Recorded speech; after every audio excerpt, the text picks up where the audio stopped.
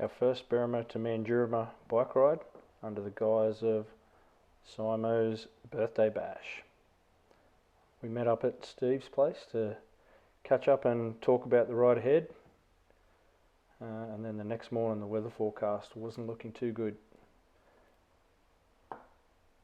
We all met up and headed off out Ombian Caves Road.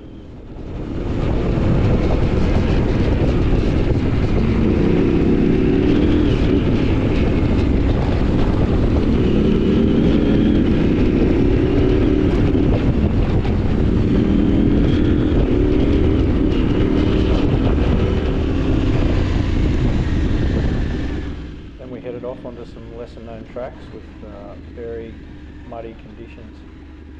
Ended up on my backside or upside down in a few mud holes more times than I'd like to admit.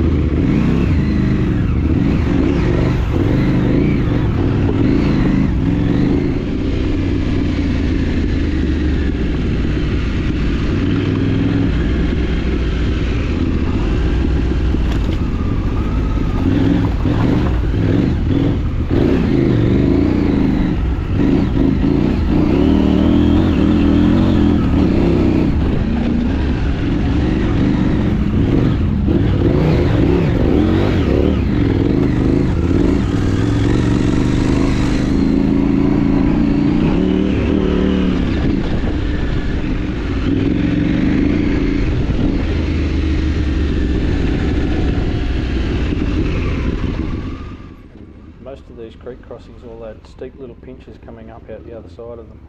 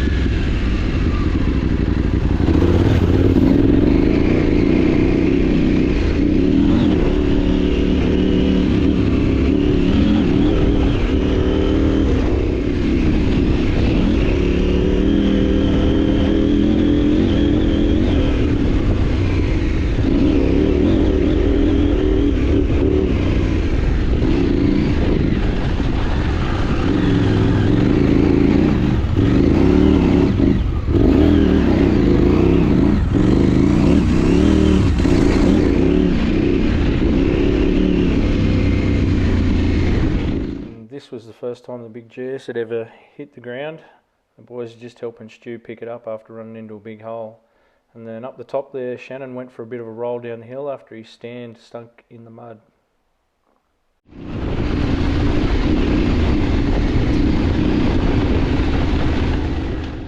and Stu on the big GS through some very slippery, treacherous conditions. But Stu handles the big girl really well.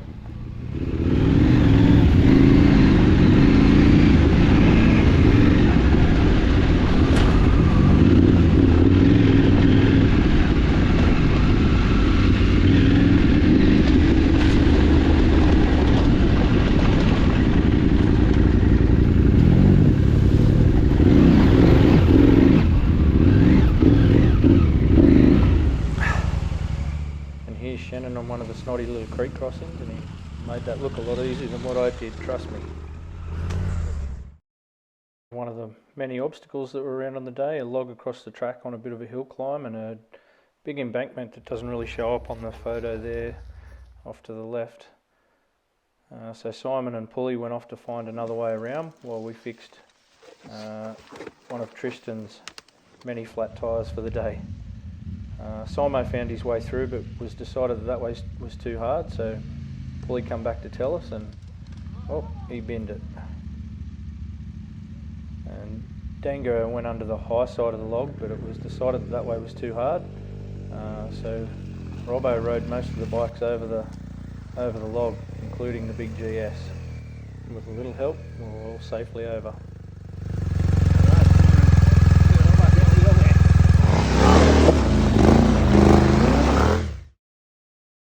And then we come to the big, steep, slippery hill climb. This thing was a bugger of a hill. It was so slippery that when you didn't make it up and it took 3 blokes to turn the bikes around, it was a real struggle just to stand up, let alone turn a bike around on it.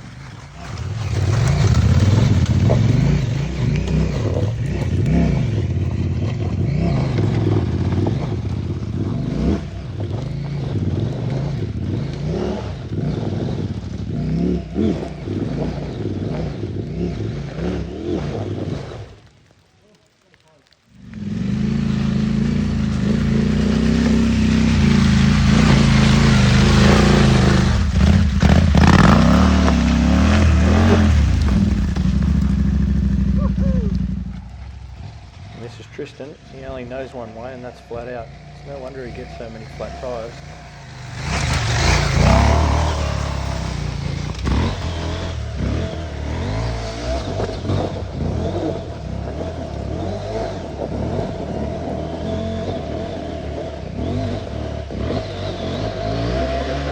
This is a lot steeper than it looks.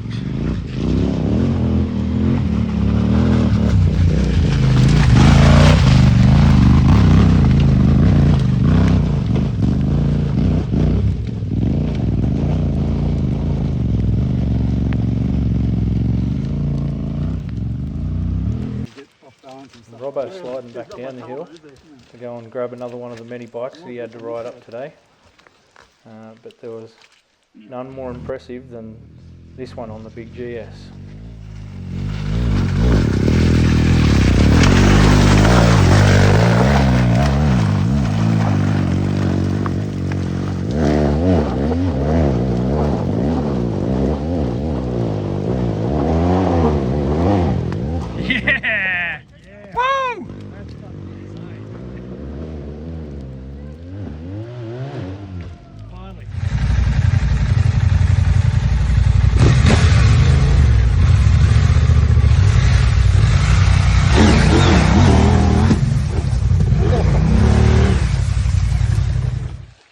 Here we have the big GS not in its natural habitat.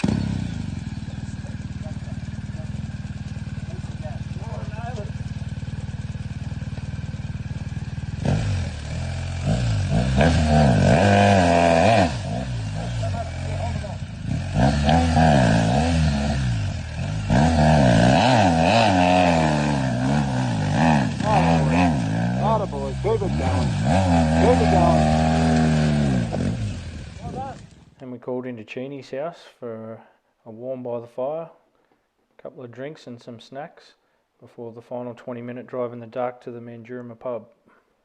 And then the next day our numbers were pretty much halved. A few of the boys had to go home, including a couple from injuries, with Charlie having a big run-in with a roo. He's pretty lucky not to be more injured than what he was. And then we bit of route planning for the day. The numbers that were left we split into 2 groups, a couple taking the more easy route and 4 just left on the main forestry route. We're headed for Wyangala for lunch, where we would meet back up again.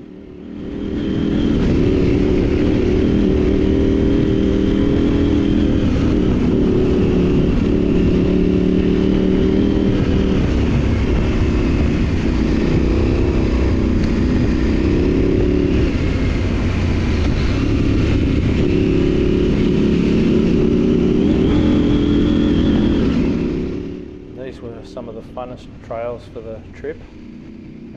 Even though we'd had a lot of rain the night before, the tracks held up pretty well. You still had to be pretty careful though. There was a few mud monsters that would still jump out and grab you.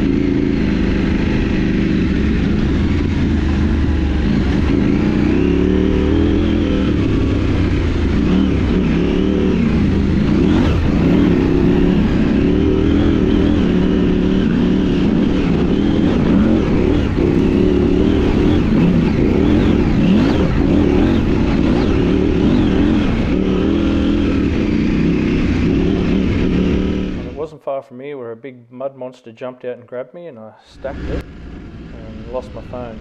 Didn't know it at the time though, didn't discover that I'd lost my phone until later on.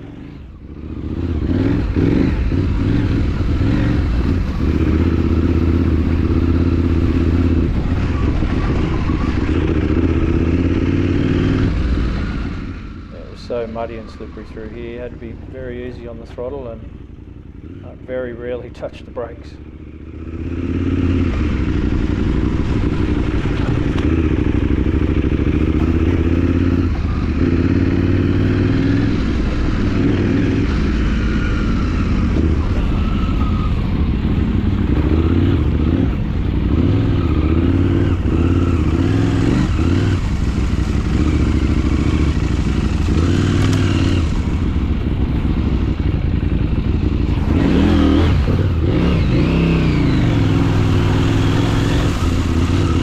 Another mud monster grabbed hold of me and the bugger wouldn't let me go. Stuck to the axle. Proper stuck.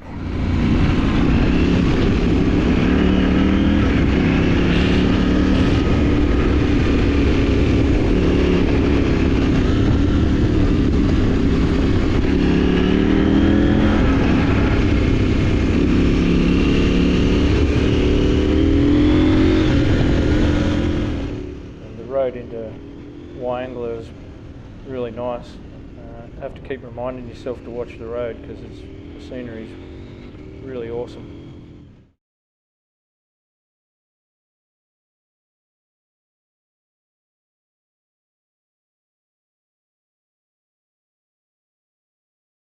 We met up again for lunch at the country club before taking a more main route home. These roads were a lot of fun too, pretty fast, really smooth, nice and windy, undulating hills, a lot of fun.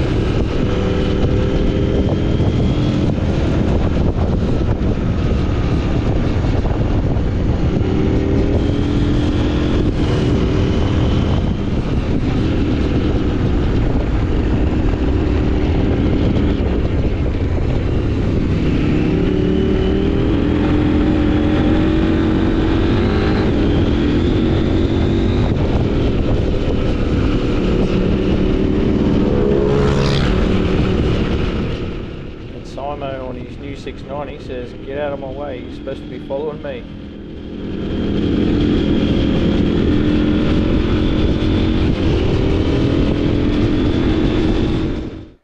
Back to Mandurama for the night, where they had a fire festival, band, camp oven dinner.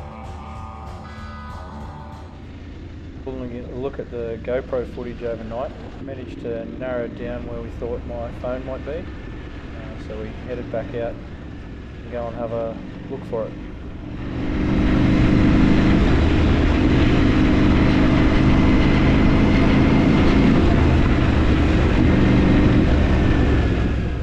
So we'd narrowed it down to a section where we went off track in the bush to link up two tracks, and it was really slippery, and I'd bended on one of the slippery logs.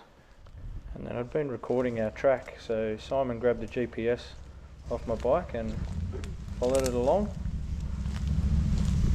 Woohoo! Found it! No footage of the final leg home, but I can tell you it was 4 degrees and wet, bloody cold, so we were just happy to leg it home fast.